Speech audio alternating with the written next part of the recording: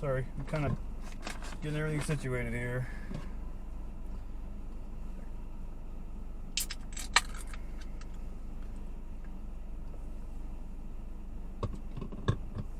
I just started my dash. Right off the bat, I got an order for Subway, which is like basically right next to me because I was getting gas. And then I was able to go in and pick up the order pretty quick. And as soon as I got back to the car, I got another order for Taco Bell, which was good because it was right up the parking lot. That was nice.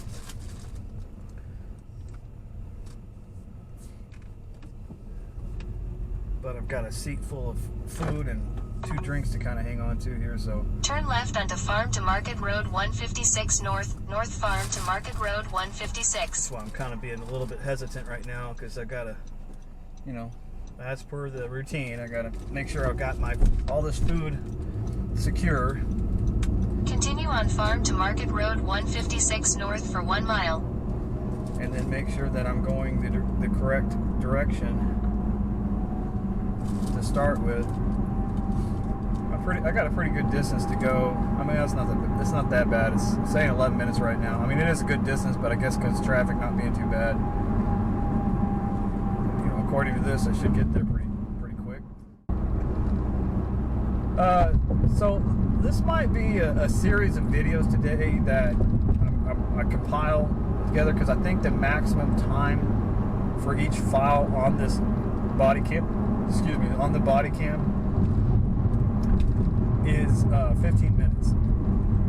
I don't know how many megabytes, gigabytes, whatever that is the max. I'm sure it's megabytes, not gigabytes, but for each file. But I know the time limit is 15 minutes. It's a 128 gigabyte hard drive on the body cam, so I haven't tried to max it out just yet. I did have it on loop at one point, and it ended up erasing, you know, the video, but I didn't really see, you know, how far I got as far as that goes. Anyways, I'm bringing that up because I had an idea. I started to do this a few days ago, where I would do kind of a, you know, so you want a DoorDash kind of a thing, you know, where if you're somebody that's thinking about doing something like this, DoorDashing, and I'm going to be talking specific about DoorDash because that's the only mobile delivery I have done. I haven't done Uber Eats, Grubhub, or any of those other ones, but I've got to think that they're pretty similar, you know. So I thought, you know, if somebody's looking to try to do the DoorDash, what can they expect? You know, what's the process? You know, how much can they hope to get paid? You know, what are the ins and outs? What are the pitfalls that they might have to run into or look out for? And as I said in the previous video when I was talking about this, I haven't been DoorDashing very long. At the start of the year, this is 2023, at the start of the year, I had I was working for my father for like 12, 13 years. They went out of business, so I had to quickly find something to do to make money. My son had been DoorDashing for, you know, a little bit, so I decided to try that. He showed me some things, you know, and then I've pretty much been dashing on my own since then. Now, I did dash for a little bit, realized at the time, or thought at the time, that the income from dashing was not going to be nearly enough to cover my cost of living. So I was looking at doing other things. Without getting too much detail, those kind of fell through. And so I went back to, you know, needing income quickly. So I went back to DoorDashing, and I've just been basically doing DoorDash full time since then. So I will DoorDash somewhere between 40 and 50 hours a week. So about, you know, 8 to 9 hours, 5 days a week, and then 1 day a week I'll do, you know, like a half day, you know, like, you know, somewhere between 4 and 6 hours. Sometimes I go ahead and dash a 7th day if I think I need the extra money.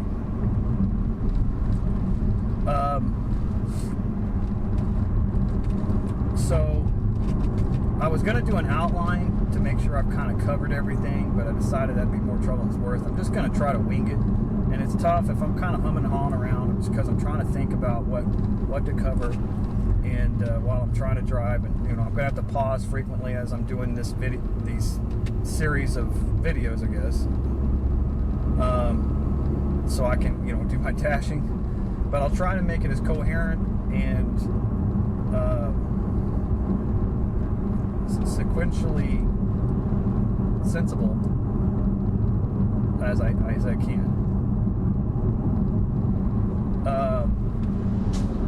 Actually, I only got about 4 minutes before I'm going to be at this drop-off. I'll try to say a few things real quick, and then I'm going to have to stop. The first thing, I was saying this the other day, the first thing to do is, if you're going to dash, is you got to, what kind of car do you have? If you got a big gas guzzling vehicle, then you should not be door dashing, because you're going to spend all your money on gas. I drive on average about 150 miles a day, dashing. That's average. I sometimes drive way more than that miles wise, sometimes less than that. Of course, it depends on how many hours you're driving too, or you're dashing, but that's what you can expect. And in about an 8.5 hour day is around 150 miles. So again, that's a lot of gas, and gas prices are going up. And all of this, by the way, all of this that I'm talking about, you got to think about where you're at. If you're in a mountainous area or something like that, or you're trying to dash in a very urban downtown city, skyscraper type area, it might be a lot different. Well, I mean, not a lot different, but there could be some variables that I'm not talking about, because I dash in the suburbs, sort of in the country, because it's kind of in the area where I live. I'm going to have to pause for a minute here, and having a vehicle that has good gas economy is going to be important. It's got to be a reliable vehicle, and you got to keep in mind that because you're driving a lot more. By the way, that's another. I'm coming at this from the perspective of somebody that's going to be dashing a lot, so full time or almost full time. If you're just dashing like an hour or two, some of this, an hour or two every now and then, you're maybe 3. Some of this isn't really going to apply that much, but I'll leave it to you to kind of figure out what's important to you and what ain't. Anyway, so if when you start dashing, obviously, like I said, you're going to be driving a whole lot more, which means more wear and tear on your vehicle. So there's going to be that added expense with your tires, oil changes, the work, all of that.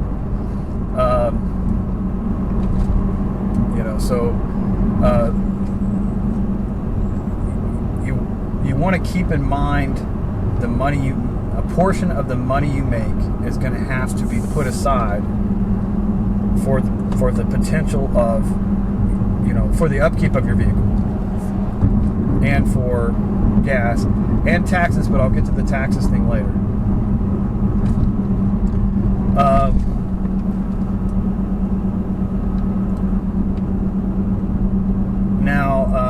Okay, there you go. Then of course you have to have a phone. It's got to be a somewhat modern phone. It can't be like a flip phone from 2000 or something. It's got to be something that you can load the app on. You got to be at least a little bit tech savvy. I mean, you don't have to be a whiz kid or anything, but a little bit. If you're somebody who's just absolutely completely illiterate as far as anything, electronic or computer applications of any kind, then this is probably not right for you. You're going to have a lot of problems. I'm just trying to think about kind of all the preliminary stuff. The other thing is you got to do an honest evaluation of yourself. Are you a good driver? That doesn't mean can you drive really fast. That means, are you a safe driver? Do you drive efficiently but safely?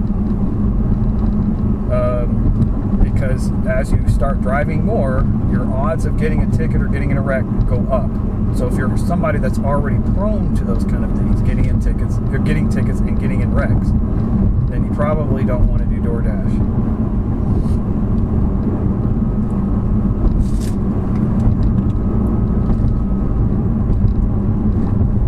starting to drizzle a little bit. I've got about 4 minutes, so I'll try to get another point in real quick, and then I got to stop. Okay, so getting the app loaded on your phone, you know, it's not difficult. It's about like any other app that you load on your phone. But just keep in mind you have to link your bank account, all that. I had a little bit of issue because the DoorDash app is very buggy. I didn't know it at the time, but looking back now, it's probably why I was having problems getting on. I can't remember exactly what it was, but it was something that obviously didn't really have anything to do with me. It was just their buggy app.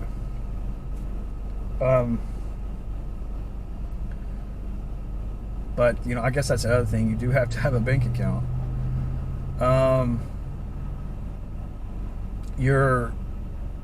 The DoorDash Pay, the way it works, just as a default, is whatever you make in a week pays out that following Monday. The cutoff times and stuff like that, you have to do your own research on that because I don't remember exactly how that works. But generally, whatever you make is, you know, going to be paid out that following Monday. Another option is to get a Dasher Direct card, which is what I use now. You just apply for it and get it. I think they do a credit check, but it's basically, you know, whenever you, for every time you do a dash, when you end that dash session, that money goes to that Dasher Direct card. It's like a credit card, you know, and you can use that card pretty much anywhere. I haven't run into any problems as far as that goes.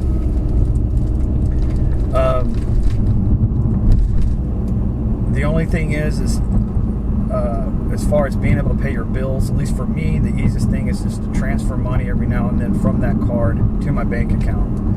I'm sure you could probably still pay at least some bills from that card. It's not something I've tried to do, and you know, it probably isn't comprehensive, like I just said.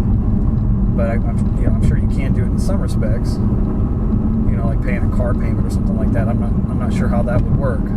But I just transfer the money every now and then from the Dasher Direct card to my bank account. That's a pretty easy process, and it normally takes about a day or two for it to hit your account.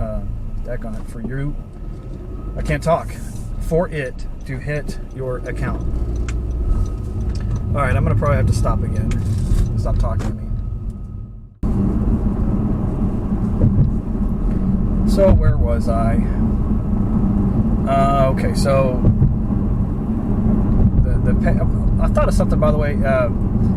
Some of this, as far as DoorDash procedural things, you know, like pay frequency and all that stuff, it might be outdated by the time you're watching this. You know, things change pretty frequently, and there could be stuff that I'm not a DoorDash expert by no means. Like I already said, I have not been dashing that long. It hasn't even been a year yet. Since I started dashing full time, it's been about 6 months. So I could be a little bit off on some of these things I'm saying, but I think mostly everything I'm saying is correct. But you know, obviously, you know, I leave it up to you to do your own research, to look into these things, and you know, if there's more that you want to know or you want to check my facts on stuff, feel free. You know. So that disclaimer, put that disclaimer out there. Okay, so try to make sure I've covered all the preliminary stuff, you know, getting the app on your phone, stuff like that. Okay, so I think I don't remember exactly, but I think in the process of setting up the app, I think you put like your home dash area or something like that. It's something that you can change. But, you know, the idea being you don't want to be dashing, or I wouldn't think you would want to be dashing too far from your house, because just remember, your dash has to end at some point. So you would rather not be driving 45 minutes to get home when your dash is done, and you don't want to drive 45 minutes to get to a hotspot. Of course, that's not that big of a deal. You can do the dash along the way, things like that, and it's really good when you have that top dasher status. But you know, you can schedule a dash in whatever area you want. It's just, you know, it's nice having that as, you know, your home, wherever your main dash area is. Plus, you want to kind of be dashing in an area you're familiar with. That's going to make the process much smoother for you, more comfortable. Obviously, that's ideal. You may end up dashing in areas you're not comfortable with. Dashing real far from your home, stuff like that. I'm just saying that's what you're aiming for. But yeah, so what I would recommend is just what I just said. When you start that first dash, especially that first dash, do it somewhere in an area you're familiar with, something close to home. Okay. Now, I have dash anytime status, and the apps has changed a few times, but I think generally without that dash anytime status, you have to schedule a dash ahead of time, and that means it has to be something that's even available, on a particular day at a particular time. And they have different ones where you dash for like 30 minutes or an hour or 2 hours or whatever. It just depends on whatever's available. And then of course it's up to you however long you want to dash for in that area on that day.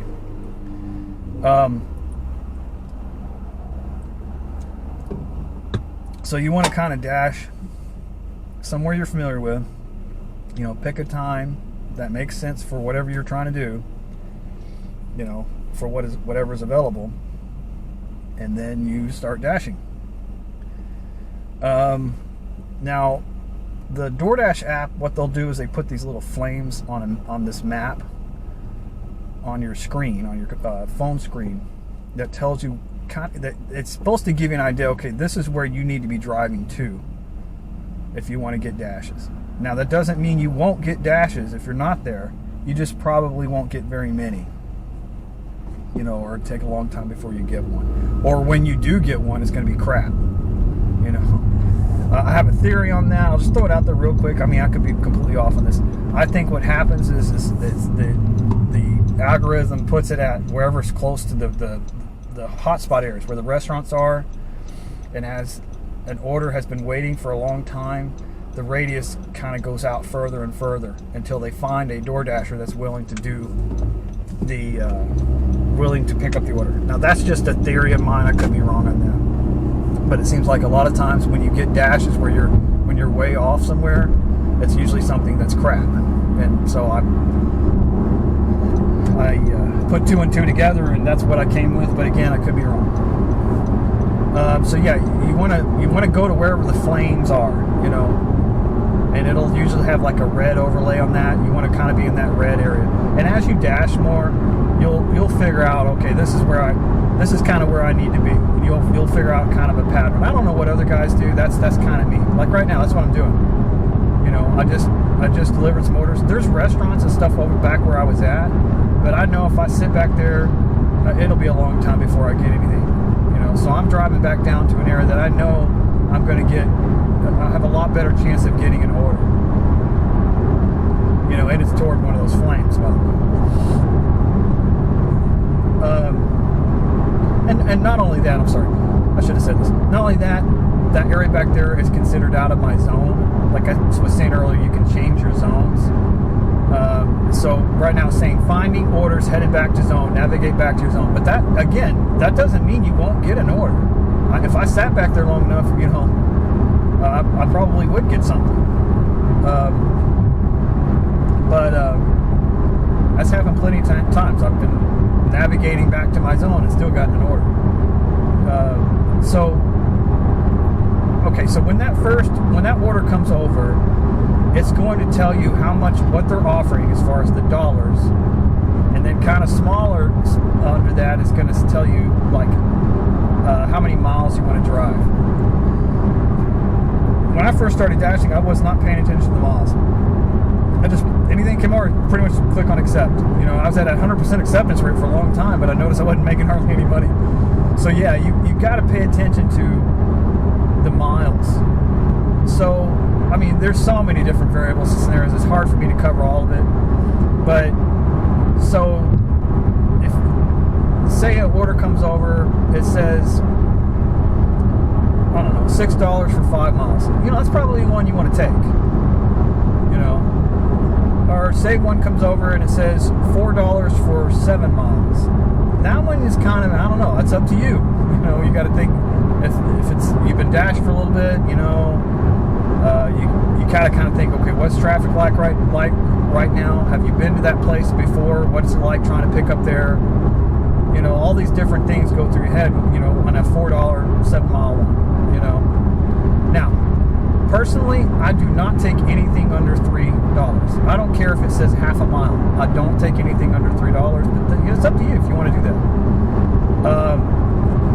But, you know, if it says like $3 for 6 miles, no, I'm not taking that either.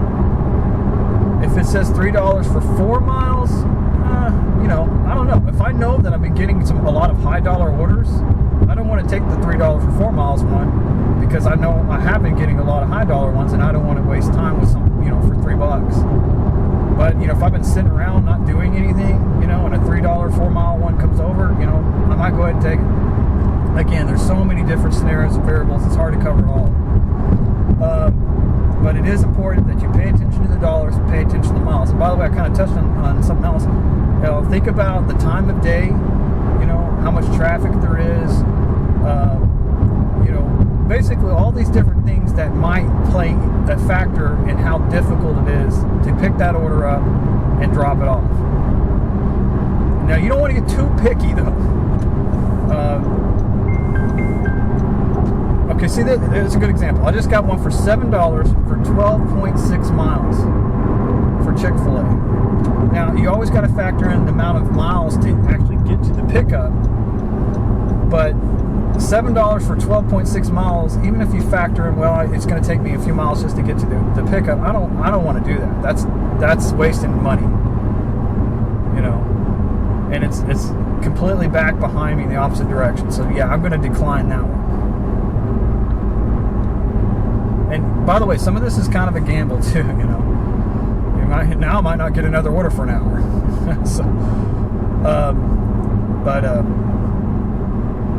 So yeah, you got to think about the difficulty of picking up the order and all that stuff. So you can't be too picky. That's what I was saying. Because one, if you want Top Dasher status, you need to have 70% or over acceptance rate. Now, don't get that confused with completion rate. Okay, see, I got another Chick-fil-A. This one's $10.50 for 7 miles. In a quarter mile, turn right onto Texas 114 I'm really west. glad I didn't take that other one, because this one's going to be a lot more lucrative than the one I just declined.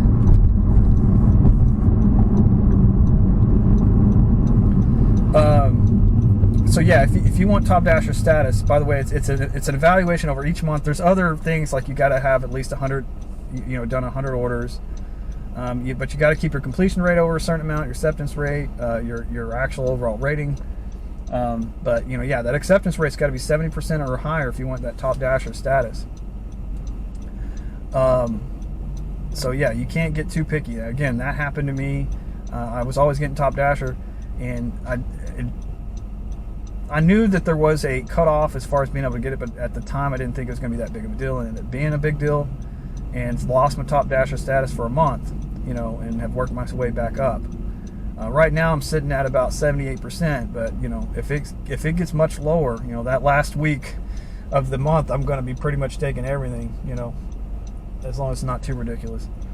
But so you have to use good sense and how you know, the orders you're accepting and declining, you know. And remember, you're trying to make money too, so you don't want to be just declining everything. You know, don't hold out for the $20 for 2 miles one. That ain't gonna happen, you know. So again, yeah, just use good sense and be reasonable.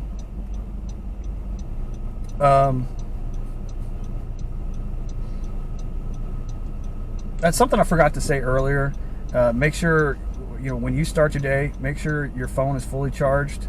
You might even get one of those quick charger things for your phone just in case. Make sure you have a full tank of gas before you start. You know, and you might do like a check of your vehicle. I'm really bad about not doing it, but I really should be. Just kind of look around at your tires. Maybe even check your brake lights and stuff. You know, windshield wipers. Make sure everything's working good. You know, it's a good idea. I'm gonna have to stop pretty soon because I'm almost at the order. But so So you get the order, you decide, okay, I'm going to take this order. So you click on accept. You can accept it or decline it. If you decline it, then you just go back. They put you back in line. Again, I don't know exactly how the algorithm works. There's so many different things that go into how quickly you get an order, and what kind of orders you get. Oh, by the way, that's another thing. If you keep your ratings, acceptance rate and all that stuff over a certain amount, then you basically get to the front of the line on the high dollar orders. So the high dollar orders are going to come to you as a priority over other people that don't they don't have those good numbers.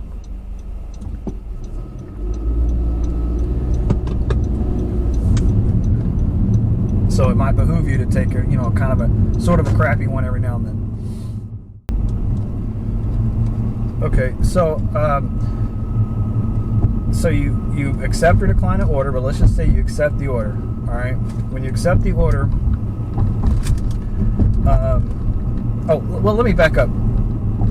One of the pieces of information it gives you when it offers the order, it gives you kind of a pin of where the order pickup is and drop off. But that's really hard to see. It's really hard to determine exactly where it is without kind of studying it, which is really hard to do when you're driving. So most of the time I don't even look at it unless I'm, I don't know, somewhere where I can. But it is a useful thing to, it is useful information to have in the process of accepting the order, or deciding to accept or decline the order. Now,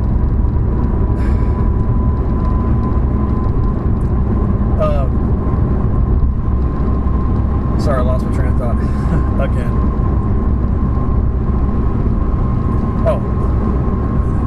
The other thing is it gives you a timer. When that order comes over, you only have a certain amount of time to accept it. Now that time is different. I don't pay attention to how much it is normally. I think it's like a minute most of the time, maybe. But it could sometimes be a lot less than that. If you don't do anything, then it'll pause your orders. It shows it as declined and pauses your orders. So keep that in mind if you're on a phone call or texting or something. Well, that's another thing. I'm doing it right now, but you probably don't want to have too many distractions when you're driving, when you're DoorDashing. You probably don't want to be doing too much with your phone. And you're definitely going to want to have it somewhere where you can hear the notifications. I've got a mount for my phone. I didn't at first, but that's kind of essential. You really need to have a mount for your phone if you're going to be dashing.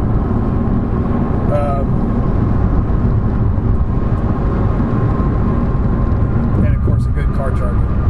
Anyway, so back to the so you say you've accepted it, and it's going to immediately jump to giving you the GPS directions, voice commands on how to get there. Obviously you can mute that. I've got it muted right now.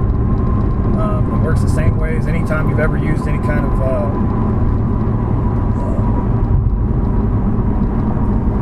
what do you call it, GPS guidance application like Waze, Google Maps. I don't know what all's out there. If you feel pretty confident about where you're going, you can just go, you can close out of that, just go back to the screen where it's showing the order. I generally, even if it's somewhere I've been a ton of times, I generally will leave it up, because one of the things, kind of a rule of thumb, don't assume anything when it comes to door dashing. So it's might be a good idea, even if, it says McDonald's. I've been to this McDonald's 100 times, and you end up going to the wrong McDonald's because you think you're going to the McDonald's up the street, but it meant for some other McDonald's. So you might want to leave that going and not just assume. But yeah, it should tell you how to get there. Now that's not foolproof. Again, I talked about how buggy the app is. Talking about McDonald's. There's a McDonald's over here where I DoorDash a lot in Champion Circle area. Sometimes it shows you how to get to the McDonald's. Sometimes it tries to have you go like way in the opposite direction, and the pin's like in the middle of the highway. I don't know why it does that, but it does it. So if you're not familiar with the area, you pick up, oh, McDonald's, okay, and you start heading toward the GPS, you're going to go about 12, 15 minutes the wrong direction, and that's really frustrating if you did it in traffic or something. And there's been other places where it does the same thing. By the way, same thing with drop-offs. You know, I've talked about in other videos. The GPS pin doesn't necessarily always take you to where you're supposed to go. You know, of course, it could be that the customer gave the wrong address, but you know, it could be the pin's kind of taking you to a general area for some reason, or it's taking you to where the address is, but that's not necessarily where the customer wanted you to be. You know, but in that case, it's not that it's wrong. It's just, I'm just saying, when you're using that GPS, again, don't assume anything. Now, 9 times out of 10, or maybe 8 times out of 10, you know, you can trust it, and you know, go to where the GPS is telling you, and that's going to get you there. But you always got to have it in the back of your mind. You know, is this correct? And after you've been dashing for a little bit, you can kind of tell. You know, the pin's like stops in the middle of the highway or something.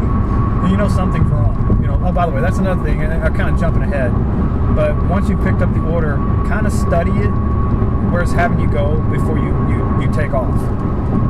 You know, make sure you kind of have an idea.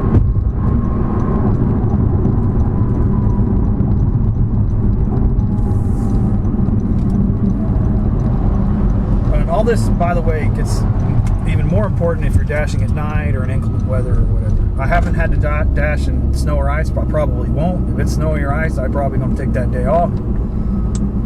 But I have had to dash in the nighttime in the rain. But, okay. So you go to the place where you're supposed to pick up the order. And I'm going to have to stop again here pretty soon. Now, when you get there, you get the option to, you know, click on Arrive at Store. I mean, it's not an option. You click on Arrive at Store. Okay.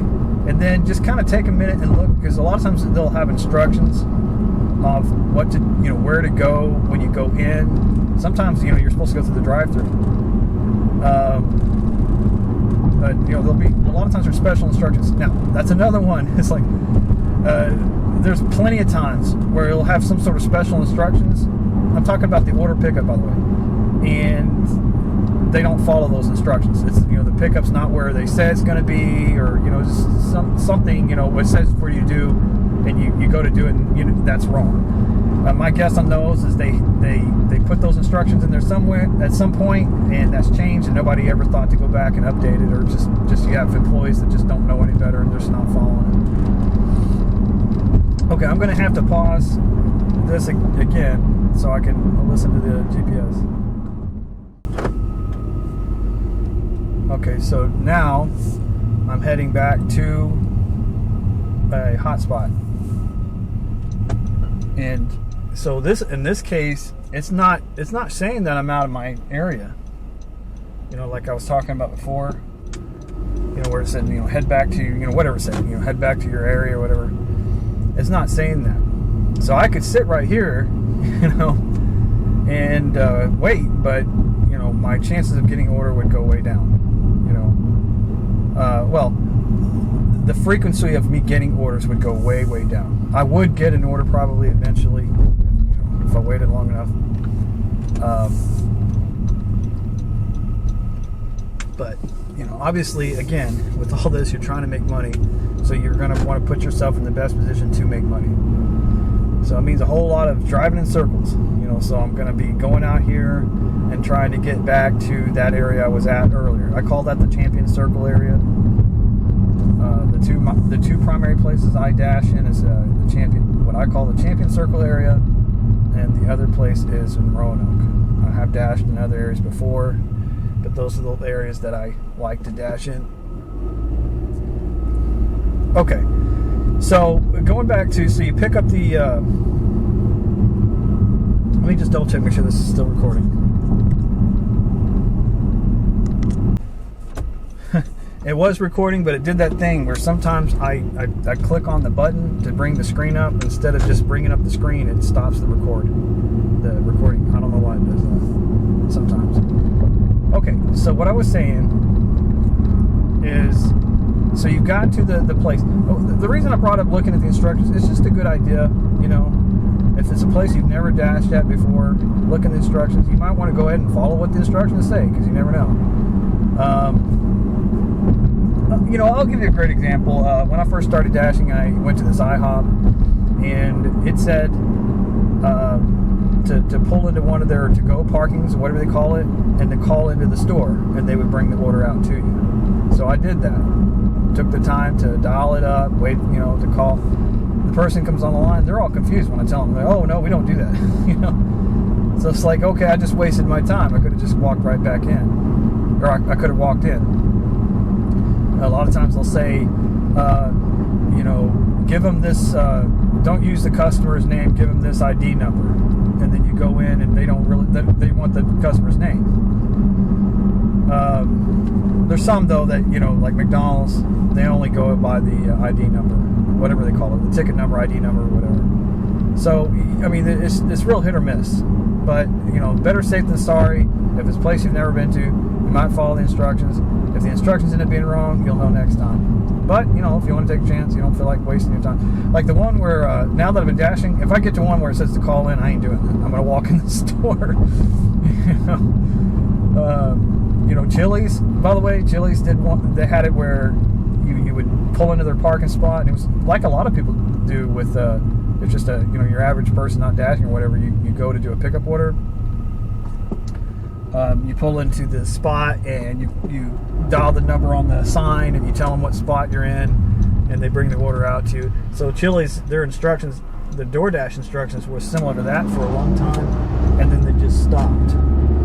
I don't know why they stopped, but my speculation is that people weren't paying attention to those instructions and were just walking in and getting the order, and they figured, well, hell, if people are going to come in anyways, might as well just do that. It's probably for the best, because a lot of times you're sitting there in the car for like 15 minutes waiting for them to bring the order out. Anyways, got off a tangent. So, okay, you go in, give them the name, whatever, tell them you know, while you're there. Now, a lot of this, I can't go through all the ins and outs of dashing. If I had, you know, whoever's listening to this, if you were in the vehicle with me, I could, you know, show you all these different things that you've got to look out for, and different variables and scenarios and stuff. Like, there's no way for me to do that. It'd take forever. So, like, even with the pickup process, a lot of these places, they have their own little quirks and things that'll piss you off. Some are better than others, you know. But in general, you go in there, they'll either have a mobile pickup rack or counter or cabinet or table to pick up the food from, and you can do that. Or they have those, but they don't use them, and so you got to talk to them, or they don't have them at all, and you got to talk. You still have to talk to one of the employees. You know, of course, that means you have to wait to talk to them. Now, there's a lot of dashers. They'll jump over in the pickup area and you know, just shove their phone in the person's face or just start talking. Me, I generally don't do that. If there's a line, I wait in line. Unless there's a very clear, separate order pickup spot, I just wait in line if it's busy. I have no idea why we're going so slow. 33 miles an hour. There's no school zone. The speed limit right now is 55. I mean, the school zone's not in effect right now. I don't know why this car wanted to go 33 miles an hour.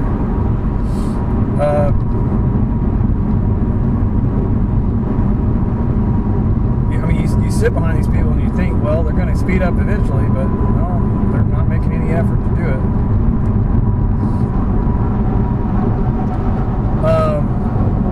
Yeah, I don't know why all those cars in that lane are going so slow. I know some of them are exiting, but good grief. Oh, this guy's got his hazard on. I don't know. Anyways, so I like to wait in line. If there's not a clear place for me to go over and, you know, wait.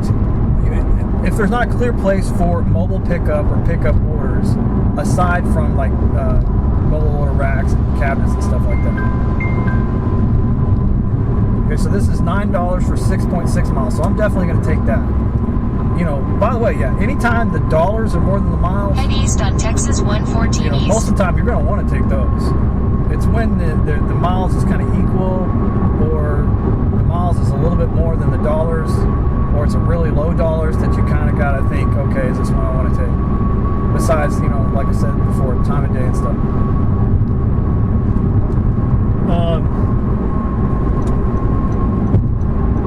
So, I freaking lost my train of thought.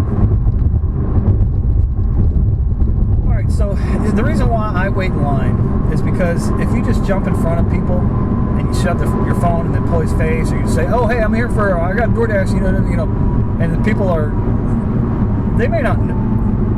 Well, even if it was me, even if I knew, oh, it's a Dasher, you know, they don't want to wait in line. Even if I knew, it's like, you know, well, why are you being so rude about it?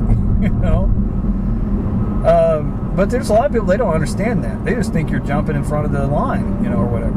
Which is incredibly rude. By the way, that's another thing. Don't just walk up there and just hold your phone up for the person to look. You know, this is just me, but I think this, again, it goes back to respect. So I got, you know, the name is Bob S. So I'm not just going to go up and hold my phone up. You know, I'm going to say, yeah, I got DoorDash for Bob S. Or Bob. I like to say the first, you know, the whole thing, because that way it's clear in case there's another Bob. Lessens the chance of you getting the wrong order. Now, a lot of times they'll look at you and they'll say, you got to pick up or something like that, which that used to bother me, still kind of does. It's like, how do you know I'm not just a customer? I'm just holding my phone in my hand. You know, the way you should do is say, yeah, hi sir, how can I help you? That's how you should start. Not, you got to pick up, you got to order, or what's the worst one is, what's the name? They won't say, that's the first thing they say. What's the name?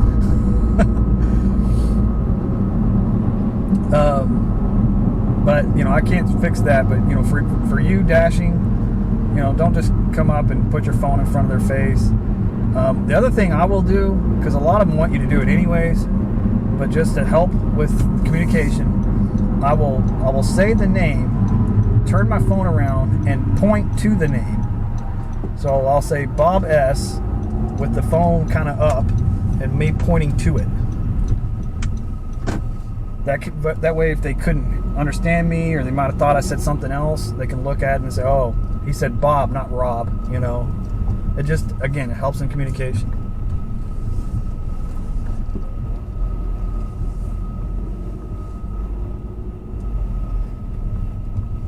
All right, I'm going to have to stop this.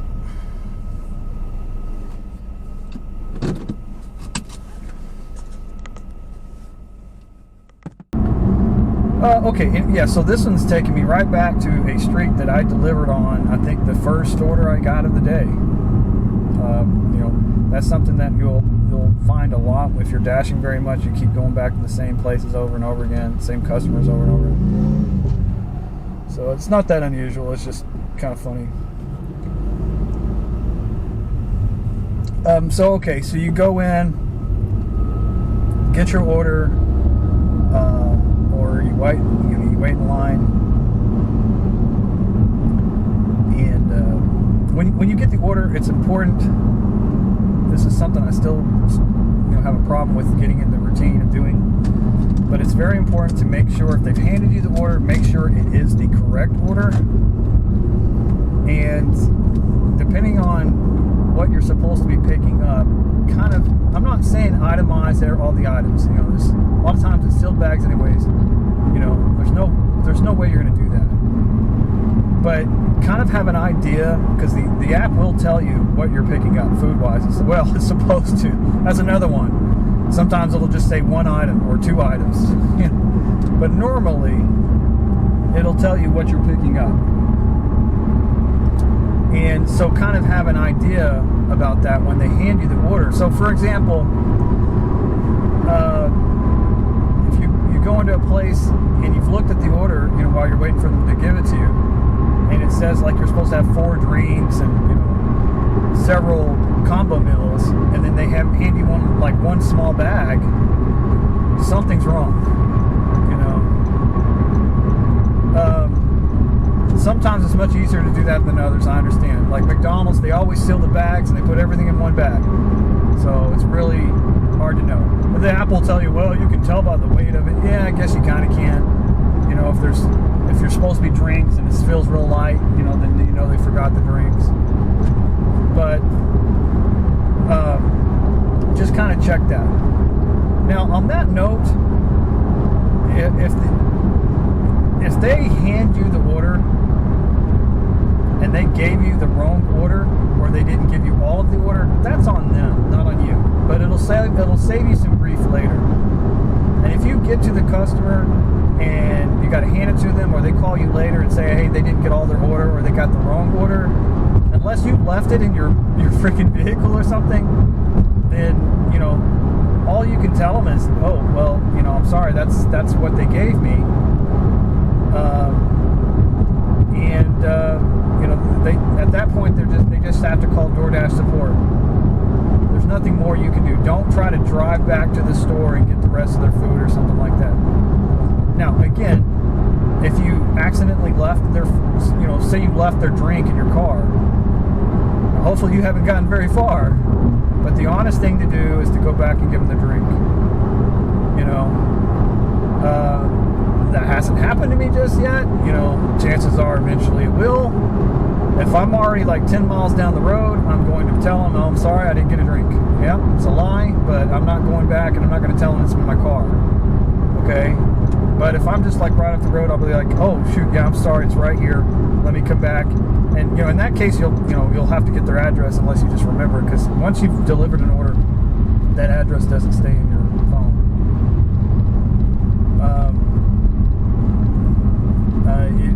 I had one for the first time. At that point, I've done well over 2,000 orders. For the first time, here recently, I got 2 orders from Cracker Barrel, and some damn how I got them mixed up. You know, so I dropped one off of one off the other, and they were switched. And so after I dropped the second one off, the customer called me. I wasn't too far away, and it hadn't happened before, so I wasn't real sure what to do. I'm thinking, okay, the right thing to do is to go get the order from that guy and deliver it to the right location. You know, but then what about that guy? So try to make this quick. What I'd said is, you know, let me get the order from you since I wasn't far, you know. And I said, as far as your order, you might have to contact DoorDash support, or I could try to go get it. I don't know. But the main thing I was trying to tell him was I need to go get this other customer's order. Well, he didn't want to do that, and it turned into a big thing. You know, basically, I couldn't remember his address. It wouldn't have mattered anyways. He wouldn't let me come back and get the order. So he got somebody else's food for free, and he called and got his money back. I don't know about the other guy. I'm sure there was the same thing there. So, you know, that's, you know, like I said, there's so many different scenarios. In that case, if you found out you got the order switched up, you know, take it from me. Don't try to do anything. Just say, well, I'm sorry that happened. I do apologize. But, you know, you'll have to call DoorDash support and see what they can do for you. Don't tell them, you know, call them and they'll give you your money back. Don't make any promises. Just, you know, leave it kind of general.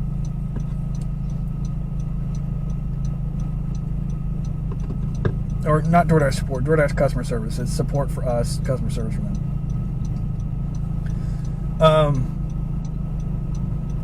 But again, you know, if say there was two bags of food and you only gave them one bag, and they called in and you look down and you're not very far and you've got a bag of food sitting there, you know, bring it back. I'm not going to go through all the different deals. But okay, so once they hand you the order, going back to the original point, I'm almost there. I'm going to have to stop. But I'm just finish this out real quick. Once they give you the order, just double check, make sure it is the correct order. That one's, by the way, I keep getting off on a tangent here. There's so many different things. Sometimes it's not labeled. You know, they'll hand you a bag or something, it's not labeled. So in that case, it's like, how do you know they've given you the correct order? I mean, for the correct person. You know, but if it is labeled, just check it so you've done your due diligence, and try to give do just a general assessment. You know, as far as, you know, have you been given all of the order? I'm going to stop it there, and I'll pick it up here in a minute. But anyways, so when you get back to the back out to your vehicle, you click on confirm pickup, and then it'll give you the directions on how to get to the person's location. And that could be a home, it could be it could be a house, it could be an apartment, it could be a business, it could be a school, it could be a semi-truck driver parked somewhere, it could be somebody at a park. There's so many different things. I'm not going to cover them all, but let's just we use the house one. Make sure you kind of check. Forgot to say this. When you go to pick up the order, try to check in the app about whatever special instructions the customer might have. That'll be on once you click on confirm pickup. That comes up on the front of your screen. When you're not in the GPS, but you can still check that before that stage. It's good to know if it's a leave it at my door or hand it to me. Also, sometimes they have some special instructions like extra sauce or whatever. Again, that's not really that big of a deal because it's not really on you to make sure they have 3 hot sauces and 5 mild sauces. Or you make sure the drink only is quarter full of ice. I haven't had to deal with that yet, but if a customer complains about it, I'm going to tell them something like that in a tactful way. Well, I'm sorry, I didn't see these instructions till afterwards, but it's really up to them. It's really up to you to leave those instructions for the person preparing your meal, not me. But double check it, just in case it does have that. But it's more for like special information as far as dropping it off, so you kind of know ahead of time. On that note, if you want to unassign the order, the time to do it is before you've clicked on confirm pickup. If you click on confirm pickup, then you pretty much have to call in to get it unassigned. So you look at the instructions and it's got something absolutely ridiculously stupid, you might want to go ahead and unassign it.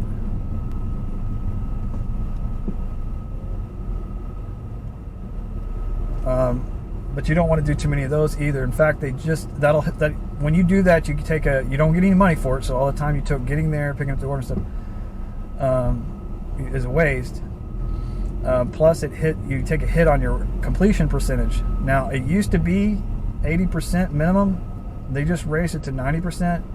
What I mean by that is you have to maintain certain numbers. Like your Dasher rating can't fall below like 4, I think. As far as your star rating. I could be wrong on that, but the other one was completion. You had to complete at least 80% of your orders that you've picked up. Otherwise, they could deactivate your account. Now it's 90%.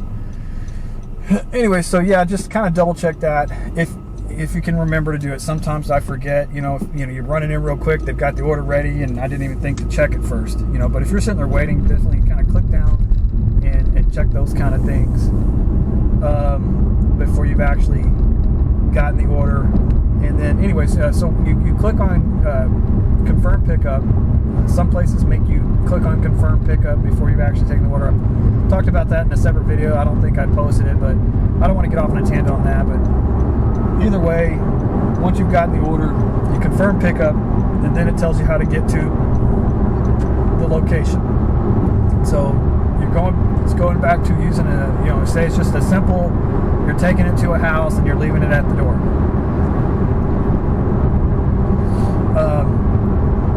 Just try to avoid having a lot of distractions and stuff while you're following the GPS. You may not want it to be muted, so that you can listen to it. You're not constantly having to look over and see, where you're supposed to be. But yeah, do pay attention to the route and the instructions that you're given. And I talked about this before. When you confirm pickup, kind of zoom out or zoom in or whatever, scroll around and try to see where the endpoint is in the route that you're taking. And you might want to keep in mind construction and stuff like that. This happened yesterday. I just knew from leaving my home to getting to a hotspot, that there was a particular spot that they had blocked off for construction. Now the GPS is going to still try to take you that way if it thinks it's the most quickest route, but you just got to know in your head, no, that's blocked.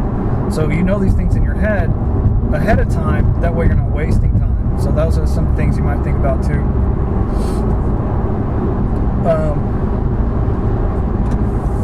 But anyways, yeah, you know, it's pretty straightforward. You just follow the instructions, you get there, try to get there as safely as you can, but as efficiently as you can. You get to the customer's home, it's a leave at my door. So just, you know, when you get there, you know, you might want to try to strategically park your car so that you can avoid having to do anything crazy in the process of getting out of their house. You know, I mean, trash cans in the way, things like that. Maybe you've got a second order and, you know, it's just easier to pull away rather than pull in the driveway.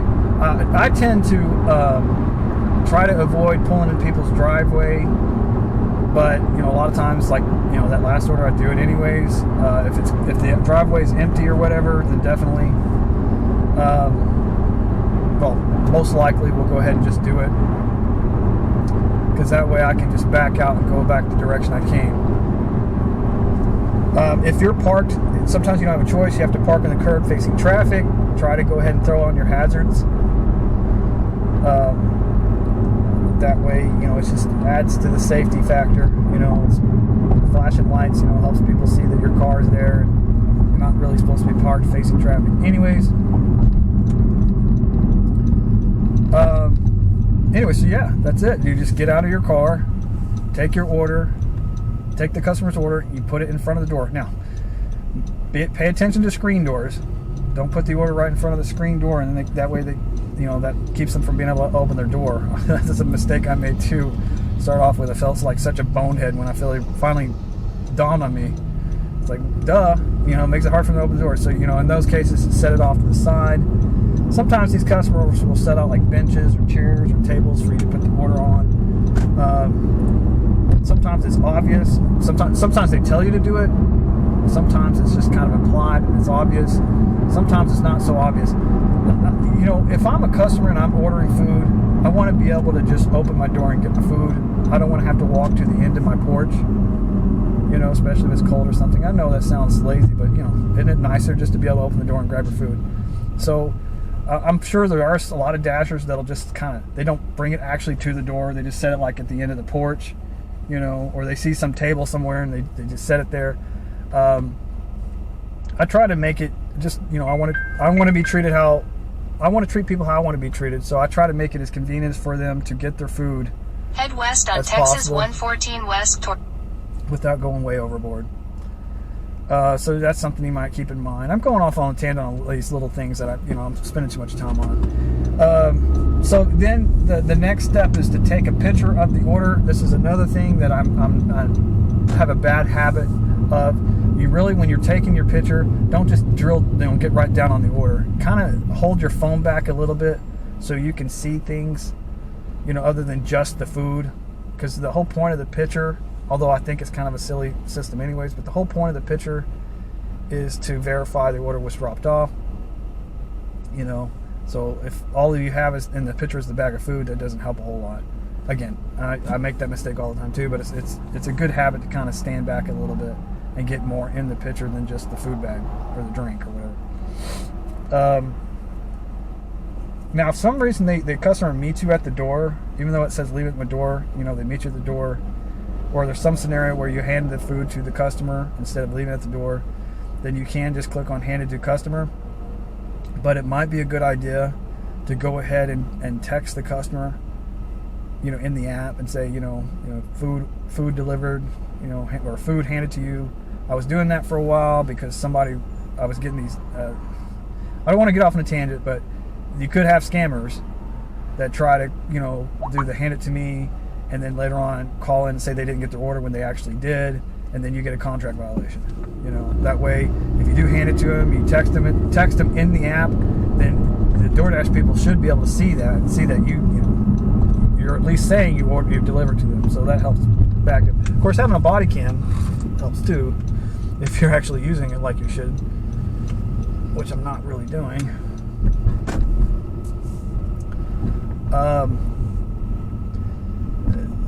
To be honest with you on that, I'm a little bit of a hypocrite because, like I said, I was doing it and then I stopped because it starts getting a pain in the neck. You've delivered the food, now you got to go out of the car and take the time to text them that, hey, I've delivered your food now. You know, but it, you know, it might be something that, you know, it's worth doing if you think you need to. I got to stop again.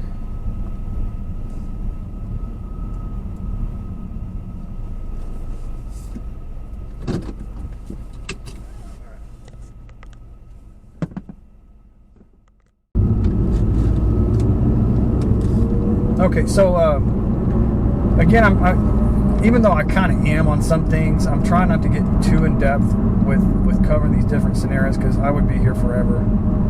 But you know, one of the things with the hand it to me versus leave it at my door, there's times where, like, you go to a business and it says leave it at my door, you know, and sometimes, like at a daycare, they really do want you to leave it outside the door, you know. But how do you know when that's, you know, because a lot of times they won't give you that information. How do you know that's really what they want? Because they'll say leave it at the door, but they don't necessarily want you to leave it there. Or they mean leave it at my door, but not really actually at the outside door, like in an inside lobby or, you know, receptionist desk or security desk or something like that.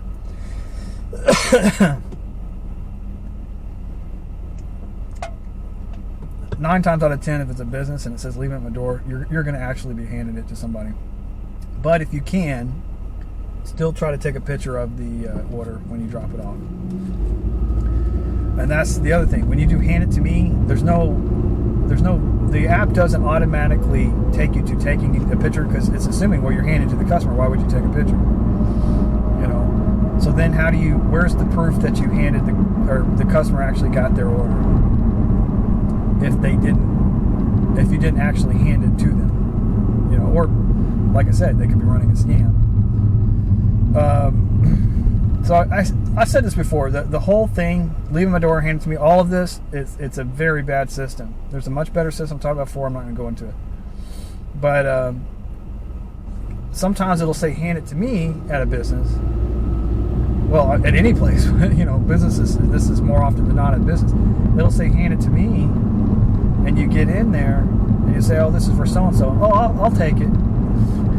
You know, I guess you can say, well, no, I got to give it to them. It's probably the right thing to do. But, you know, a lot of times they'll say, oh, yeah, no, you could have handed it to anybody. You know, they just didn't want you leaving it just at the front door or something. Because that's the only 2 options you get is hand it to me or leave it at the door. Now, you would probably be saying, well, why don't they put that in the instructions then? Exactly. But people don't, you know, they won't give you this extra information, just a little bit extra information.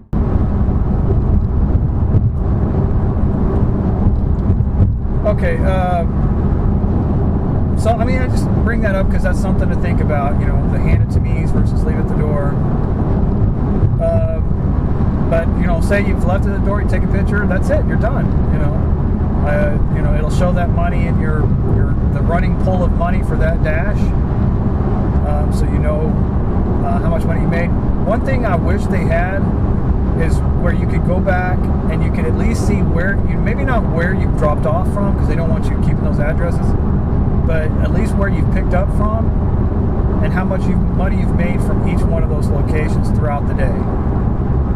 You can see that after you've finished your dash, but I'm talking about in your dash. Now, if there is a way to do that, I don't know what it is. So I've tried before. Maybe the time of, you know, watching this, you know, they have added that, but at the time I'm making this video, I don't know a way of doing that. I'm talking about in the dash, you know, the dash session. Again, I know once you've ended the dash, in the earnings tab, you can look and see where you've picked up and how much money you've made. I'm talking about while the dash session is going. It's just good information to have. It would also be, by the way, it'd be also great if they using the integrated GPS that they have, along with the locations of the pickup versus drop-offs. If they kept a running total of your miles that you've traveled, I do that in a separate app, but it would be great to have that. I think they do like an estimated miles later, but you know, something a little more accurate, something that you can track throughout your dash session, and you know, each day and week, you know, how many miles you're driving. It would be great.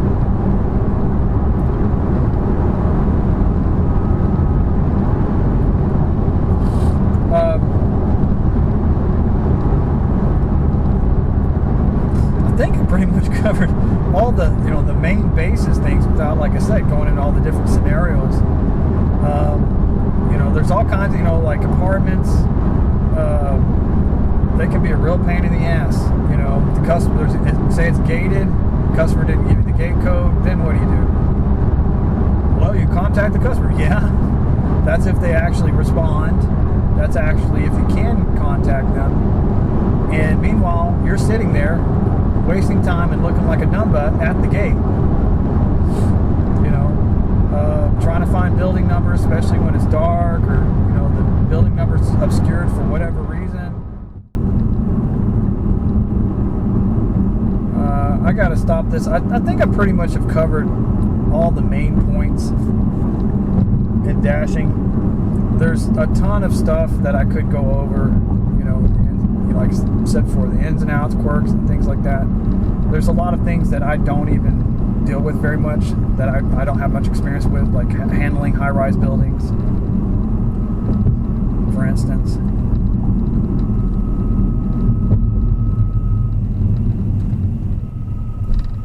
I guess I could go over, like, yeah, maybe I should go over like grocery orders and liquor orders and all. I don't know, I might do that some other time. I'm probably filling up my hard drive at this point. I'm gonna go ahead and stop it though. I remembered there was something else, important thing that I was going to talk about real quick. When you're doing DoorDash, just remember that they basically consider you a self-employed, you know, gig pay person.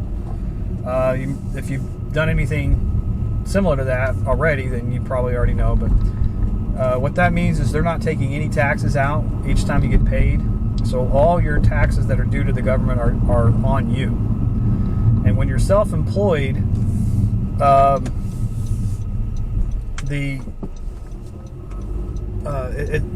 of this is kind of like sole proprietor. The taxation changes depending on if you're LLC and all that stuff. But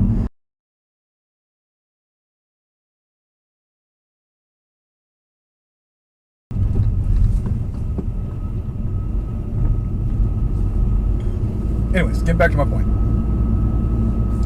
So I have not had to pay taxes yet. It's something I'm anticipating having to do as a DoorDasher. I try to look it up. I mean, it's very difficult. I didn't know what that noise was at first. I realized it was a jet above me. An airplane. It's very difficult to know exactly, you know, because they give you all these like calculators as far as, you know, how much money have you made, and you know, how much money are you, you know, how much are you claiming.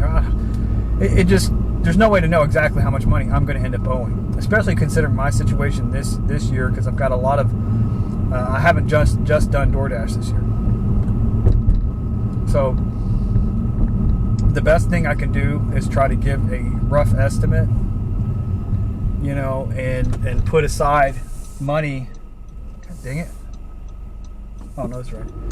Put aside money each week. I've decided to do it weekly. You might do it bi-weekly or monthly or whatever you want to do, but just make sure you're putting money aside. But I put money aside each week in anticipation of owing taxes come tax season. Now, all of what you owe depends on how much money you've made, how many deductions you're claiming, you know, and all these other factors. I'm not an accountant, so, but like I said, as a rough estimate, a very extremely rough estimate, I'm putting aside $125 a week. Now, some of that is also kind of putting money aside in case of needing repairs on my vehicle. And here's the other thing is, you got to remember, you know, it's not like you get, if you're doing this full time, it's not like you get paid time off or sick days or anything like that. So you also have to kind of allow for, like, what if you need to take a day off because you're sick, or you got to go to an appointment, or holiday, or, like ice days and stuff. So you really need to have money set aside for that too.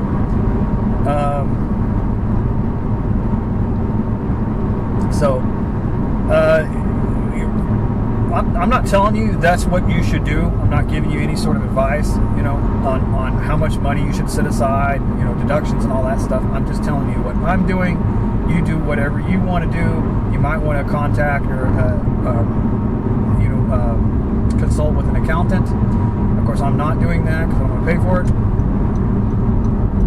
But I will have a better idea when it comes time for me to do my taxes of how much money I can expect to owe each year, and how the deductions and earnings and stuff like that work. So that's the other thing is deductions are extremely important for when you're self-employed. So you need to keep track of everything you can keep track of. I recommend using like an app. In this day and age, you really shouldn't need to be doing the, hanging on to your receipts and stuff like that. They have plenty of apps that you can link to your bank account. As far as categorizing expenses and earnings, and as far as deductions, there's stuff for that too. So, for example, you can deduct your mileage, and you can deduct things like your gas expense, expenses on vehicle upkeep, maintenance. You can deduct for like your registration fees, toll fees. I think you may even be able to deduct. No, you can't do food. It's only if you're like paying for food as far as hosting, like meetings and stuff. So you can't do that. But you can. I'm still not sure on the cell phone because if it's like a cell phone that you're only using for business, then yeah. But if you're using it for some business, some personal, then I don't know. That's a little bit of a gray area that I wouldn't know. Again, I'll say it again, talk to an accountant. Don't take my word for it. I'm just like a friend talking to another friend. Hold on a second. In 1,000 feet, turn right onto Low. I'm trying to think of something else. So yeah, I have a special app that I got that automatically tracks my miles as I drive, and it works with DoorDash. So there's probably plenty of apps out there that do this, but it works with DoorDash. So at the end of each one of my Dash days, I go back, I open it back up, and I categorize the miles that I've driven. So it is important that you kind of pay attention to which miles you've driven actually for work, like door dashing, and which ones you've that are just personal. You just went to the store or something. And you do really need to be on the ball about doing that stuff. That way it's as accurate as possible. I have another app that an app program, whatever, that I have on my computer, my PC. That's linked to my bank account, and every now and then I go in and I categorize, my expenses and stuff on that. But I'm gonna have to stop this for now.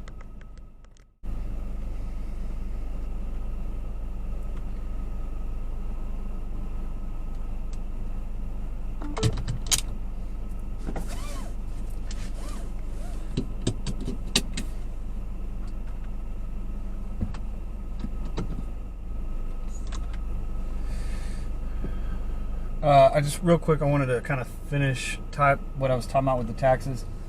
DoorDash, they use a special app to send you your I forgot what it is. What the designation is 1099E or something like that. So that you can do your taxes. They send that to you via email, I believe. And you know, it goes out around the same time that you would normally get your W-2. You know, so the end of January, beginning of February.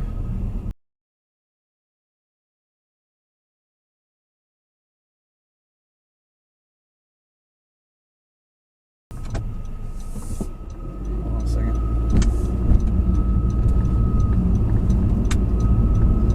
Anyways, hot bag. So DoorDash, when you sign up for the app, you know, when you get the app and you create an account, they're supposed to mail you a hot bag. Hot bag is just this red tote bag with the DoorDash symbol on it, and a red card. The red card is what you use if you're going to do when they send you grocery shopping orders, or you know, any kind of shopping order where you got to go into a place and you got to pick the items off the shelf that the customer wants, and then you go and you check out. You use that card. I believe they're optional. You don't have to do that, but if you don't use the red card, then you know that's that much fewer DoorDash orders that you potentially could get. So you get less orders. The hot bag, I had all intention of, when I got it, of you know, trying to be a good DoorDasher and use the bag. But what I quickly found out was a lot of the bags, a lot of the food bags you get are too big for it, or they're big enough to where it's kind of difficult to get them inside the hot bag. You know, you got to sit there and screw with it, and you'd rather just get it and go. Plus drinks, you know, if you get drinks, you can't put them in the hot bag, obviously, you know, for one, because it's supposed to be kept hot, but also it'd be, you know, it'd fall over in the bag. And then, you know, of course, you put the stuff in the bag, but then when you get to wherever you need to go, you got to take it back out of the bag. And again, you're trying to be a speedy, efficient person, you know, so that you can get this stuff done, you know, move on to your next order. So I got to where I don't use the hot bag hardly at all. I try to use it when it's like raining or something to help protect the food. But other than that, right now I'm just using the hot bag to protect my seat. I put it down in the seat, and then I put food and drinks on top of it, so that if there's any spills or seepage, it goes on the bag, or try to make sure it goes on the bag instead of in my seat. I say try because a lot of times it still gets on my seat. I gotta stop for now though.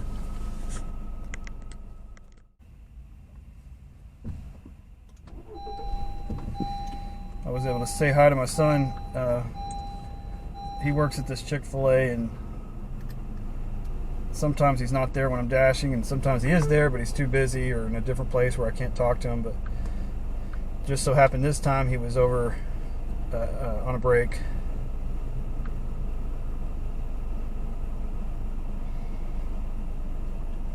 Sorry, just a second.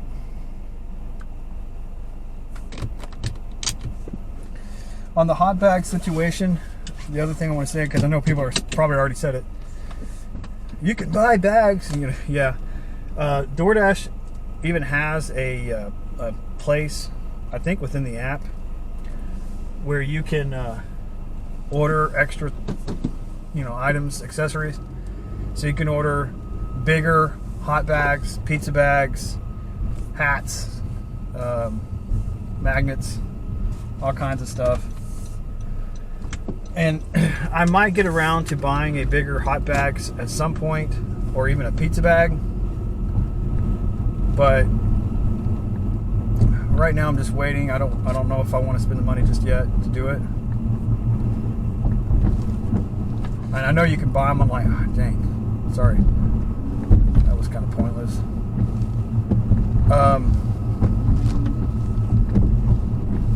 Trying to clean my windshields, man.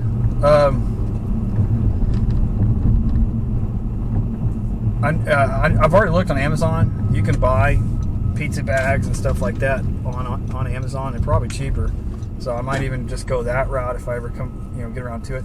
In fact, I even thought about getting one of those those collapsible grocery cart things, because I really hate doing the grocery shopping. But sometimes you can get some pretty good dollar offers on grocery orders. But one of the big reasons why I don't do them is because I don't want to sit there. This has happened a couple times, so why I kind of stopped doing it. I declined those.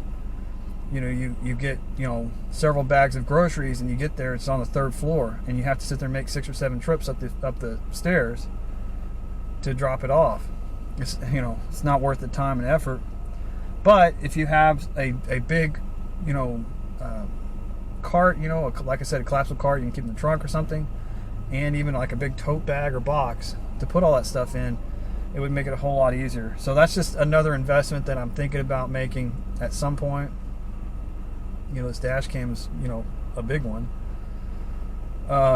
Dash cam / body cam. But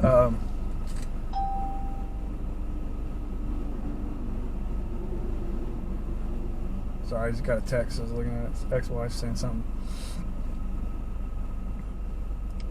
I'm thinking if there's anything else I need to say about the hot bag. I was saying earlier that I'm going to save the talking about grocery shopping and stuff later.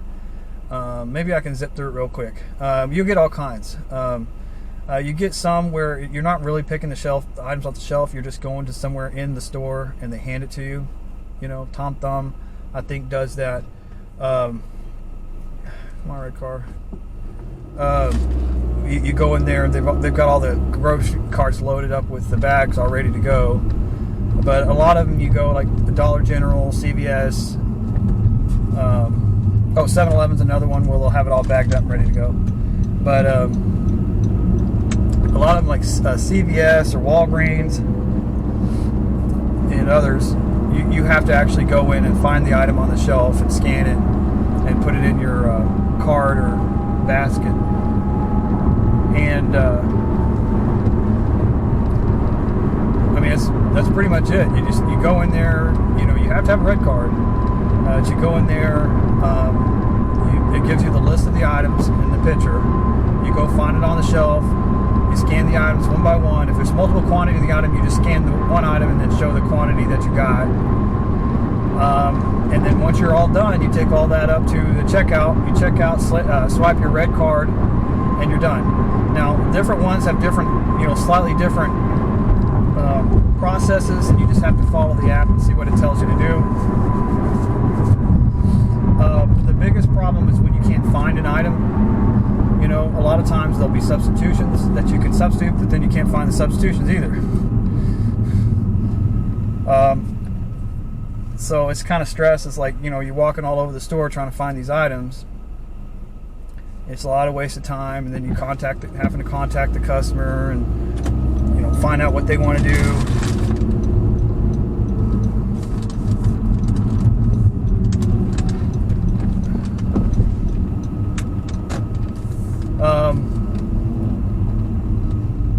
That's about it. I'm sure I'm forgetting a lot of stuff. I'm trying to do this while I'm driving and thinking about other things.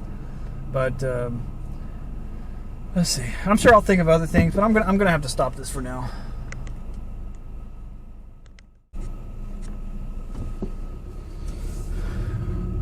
Figured now that it's night, I'd talk a little bit about dashing at night.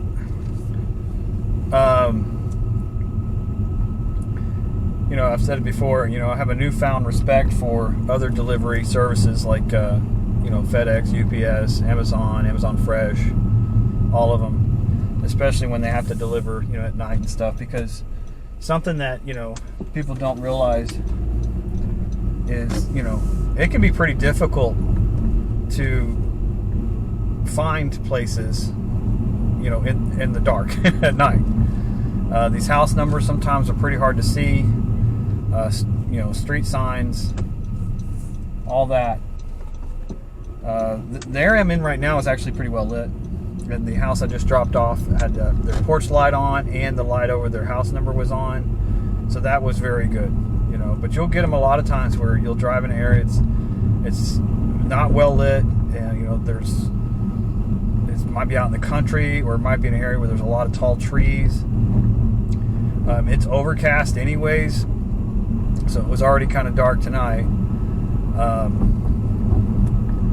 the worst at night for me so far is apartments at night, because you know the building numbers are already hard to see in the daytime, but at nighttime it's just damn near impossible to see these building numbers. So if you don't just like have it mapped out in your head, or some good instructions in the you know, from the customer in the app, you know, you might be driving all over the place in that apartment complex trying to find the building.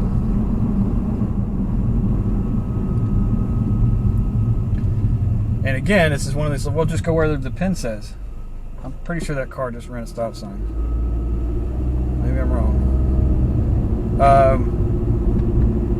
Just go where the pin says. Well, yeah, and a lot of times, yeah, the pin will at least get you close. You know, but there's a lot of times it doesn't. You know, the pin might just take you to wherever the leasing office is, or just to where the front gate is. You know, or it takes you to a completely wrong building. It seems like that happens more often than not, really.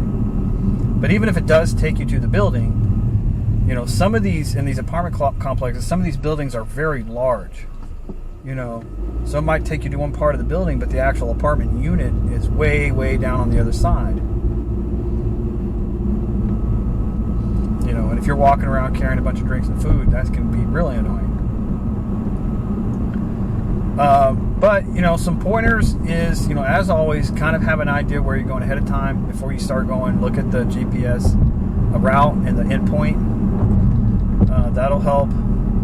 You might carry a flashlight in your car. I just got a good one. I mean, you should have a flashlight anyways, but I just got a good one in my glove compartment just in case you need it. Of course, you can always use the flashlight on your phone, but you know, a good tactical flashlight, one where you can adjust the beam, stuff like that, you know, is better. And I haven't had to use it yet, but it seems like that's going to be better than trying to, you know, find the flashlight button on my phone and, you know, click it and then, you know, bring it up. You know, remember, you're doing all this right in front of a house, you know, rather than just being able to grab a flashlight, you know, and click the button, click it off. And, you know, I don't know. I mean, like I said, I haven't had to do it yet, but if people get mad about it, you know, to heck with them. You're trying to make sure you're in the right place. You know, it's, you know, they should. I say this about so many other things. The customer has a certain amount of responsibility on their end too. You know, illuminating their house number, illuminating their porch where you want them, or just whether you're dropping the order off or hand it to them, it doesn't matter. It should be illuminated, you know. And that brings me to another point. One of the points of illumination is not just so you can see the house number and stuff, but, you know, these places, they have all kinds of stuff in their yard, you know. You know, rocks, you know, gravel, bushes, you know, uneven steps period, you know, that are very hard to see without, you know, a light being on. There's a truck behind me, a pickup truck, one of those big old trucks. And these trucks, man, their lights are already bright, but when you're in a, you know, you're in a low set vehicle and their headlights are like right through your windshield, it is so freaking bright. And you would think they would have enough sense and enough respect to not get right on your bumper, to stay back a little bit so it's not quite so bad. Because I have a truck behind me, his lights are absolutely blinding me. I think some of them do it on purpose. They think it's funny. Anyways, so that's you know, pretty much the other, you know, the only other tips I could give you is just like normal driving stuff. You know, at nighttime you gotta allow yourself more space to stop. Try to, whatever distractions you had, try to eliminate all of them altogether.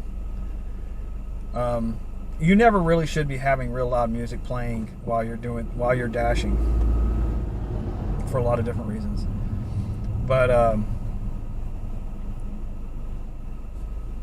you know, just, you got to be, again, because you're driving way more than you normally would. That means you have that much more riding on you being alert and aware and cautious.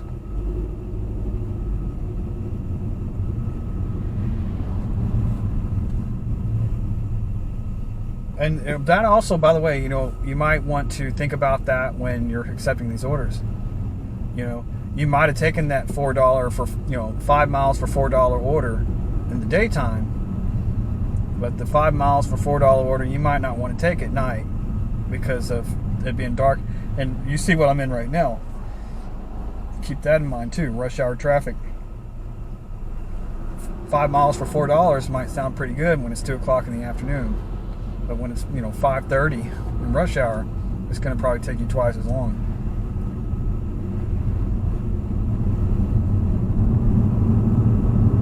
Let me think if there's anything else I need to mention.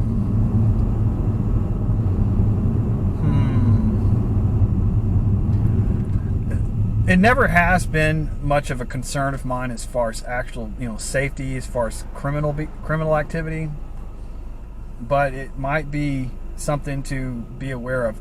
I didn't mention this before, but one of the options that DoorDash gives is to take cash on delivery orders. There's a motorcycle up here. I don't know what's going on. I think he stalled or something. Might be a new driver. Might be a new motorcycle driver.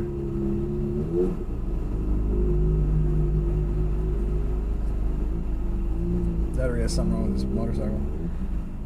Sounds like he's having trouble.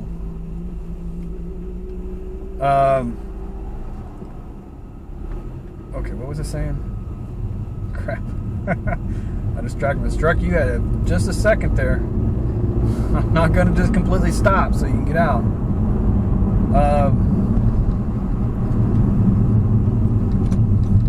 Criminal. So, but obviously there are some areas. I'm in the suburbs country. I mean, there's still the possibility, but not nearly as much as in some higher crime areas, in urban areas and stuff. So that might be something to keep in mind. I've been telling myself if I don't wear the body cam during the day, I definitely need to wear my body cam when the sun goes down, but I keep not doing it. But that might be a good idea, is besides all the other good reasons to have a body cam, if nothing else, have it to wear to kind of protect you in case something does happen.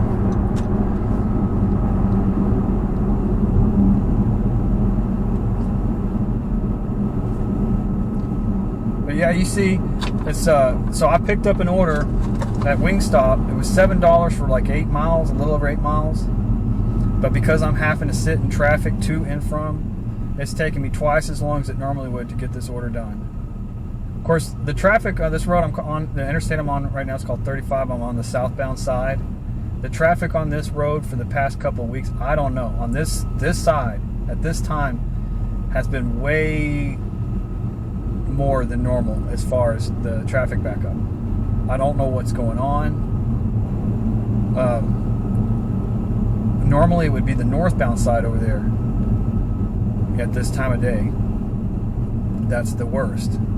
But if for some reason it's this side.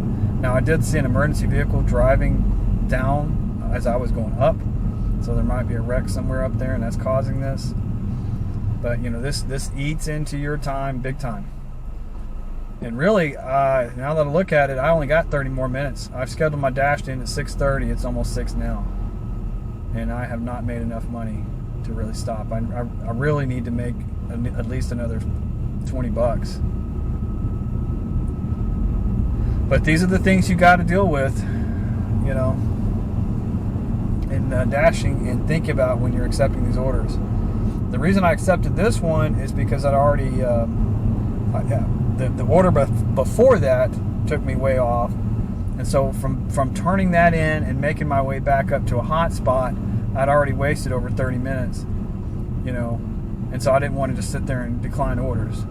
So I took it because it's $7 for a little over 8 miles normally isn't bad, but little did I know I'd be sitting in this. But I'm gonna go ahead and stop my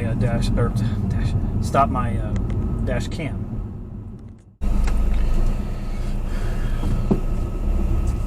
Okay,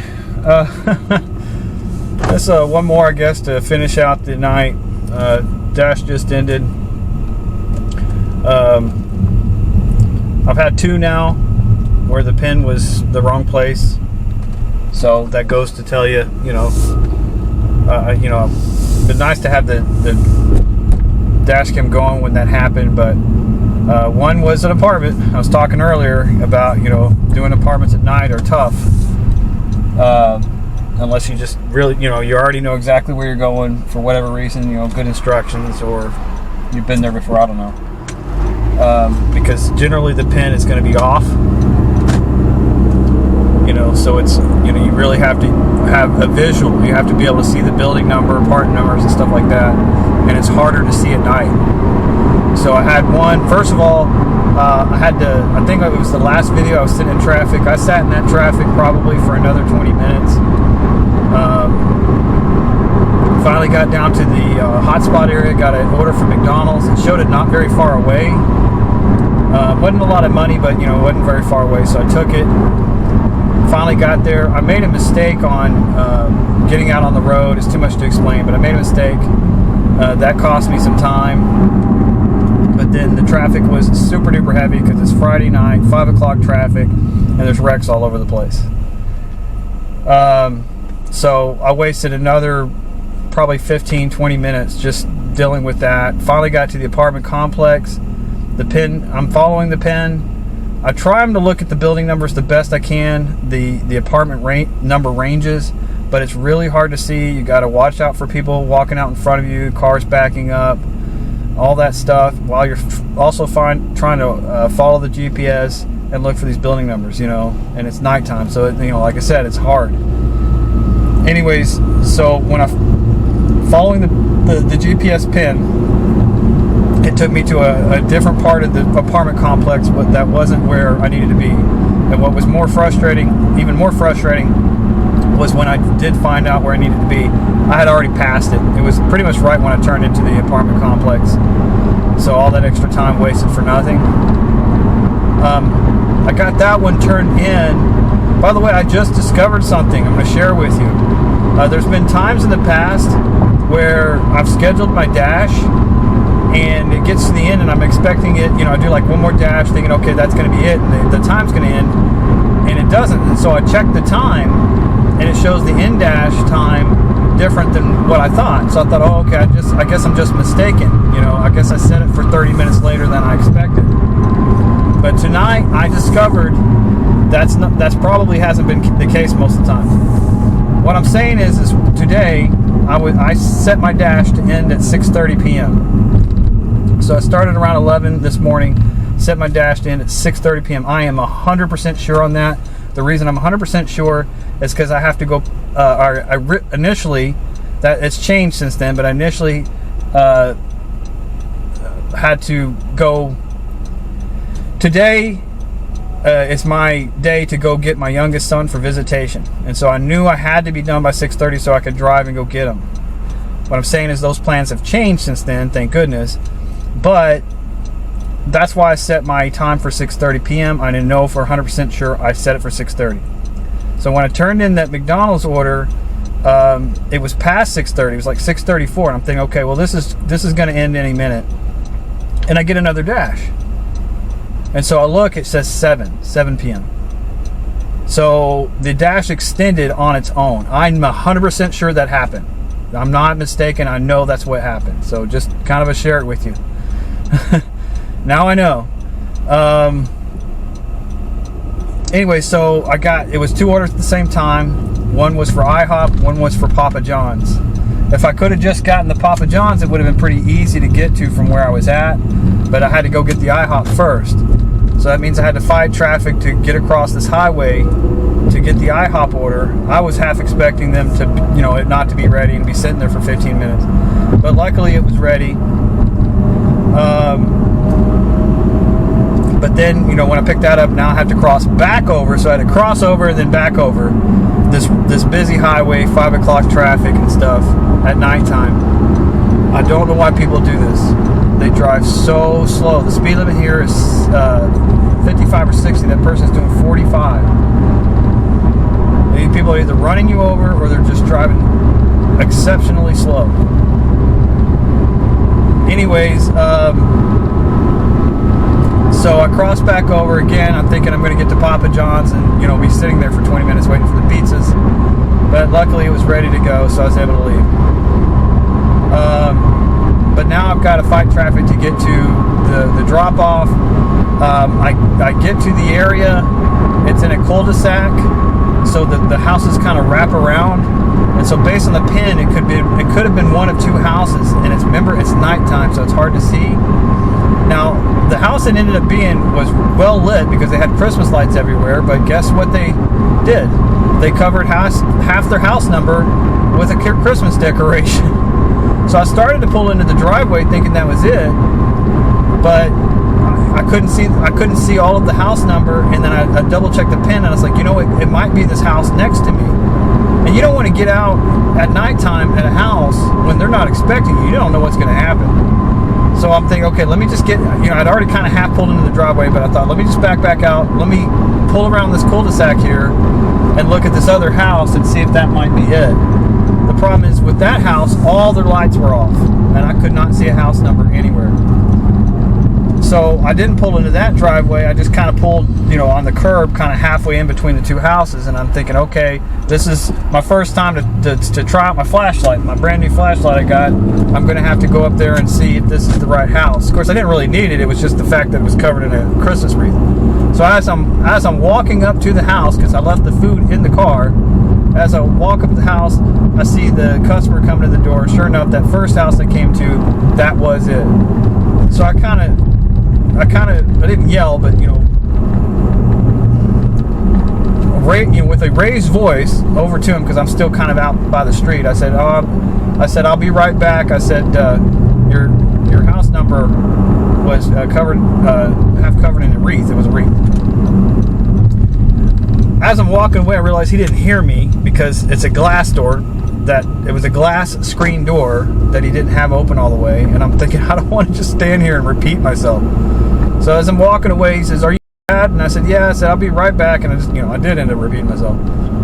I just said, "Yeah, sorry." And then I grabbed the pizzas as I'm walking up to him. He was nice enough, and as I'm walking up to him, I ended up repeating myself. Then just telling him, half covered. He was apologetic and everything, but it's like, ugh. So get in the car. Now I got the second order to deliver. It's not too far away, but I got to cross back over Major Highway. So I pull in there, go to where the GPS tells me to go. It's not the right place. So I don't know I'm like, okay, I have no idea where to go. When this has happened in the past, you have two options. You can contact the customer or try putting it in a different GPS. Instead of using the integrated GPS that DoorDash has, you can just use the separate GPS. I don't know why there's a difference, because it's the exact same program. It's Google Maps, but I don't know. So that's what I did. I decided, instead of contacting the customer, let me just try this other GPS app, and I will see if I can find it. And sure enough, it was not too far away, but up the street. But to add to the complication, this was an area. It's not really apartments. It's almost like, I don't know, like duplexes or something. It's a real weird setup, to where you have these units. They look like houses, but they're more like apartments, and they're kind of all interspersed around these sidewalks. It's really hard to explain, but you basically, from where you park, you don't know where the unit is. You have to kind of walk around and find it, and it makes it that much worse when it's nighttime. So I had that to deal with too, but I finally found it, and I'm just so incredibly frustrated right now. This is the stuff that you're going to have to deal with if you decide to DoorDash.